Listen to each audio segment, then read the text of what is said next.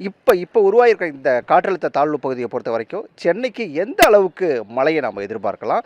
சென்னை மட்டும் தானா? இல்ல டெல்டா மாவட்டங்கள்லயும் பரவலா மழைக்கான வாய்ப்புகள் அப்படிங்கிறது ரொம்ப அதிகம் இருக்கா?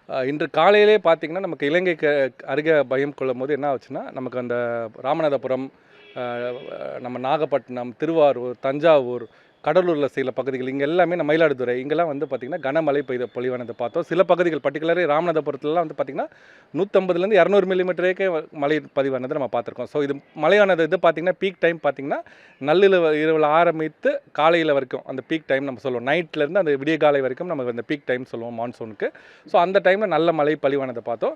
இது மேலும் நகர என்ன ஆகும்னா அந்த காற்று. ஸோ இது வந்து எப்படின்னா அப்படியே மேலே அப்படியே கடலூர் அப்படி அந்த பக்கத்தில் வரும்போது அந்த காற்றின் குவிப்பு அதோட வடப்பகுதியில் இதுவாகும். ஸோ அப்படியே லைட்டாக அப்படி ஷிஃப்ட் ஆகும். ஸோ டெல்டாவை பொறுத்த வரைக்கும் நான் வந்து வருகின்ற நேரத்தில் மேபி இன்னைக்கு மாலை இரவு வரைக்கும் மழை இருக்கும்.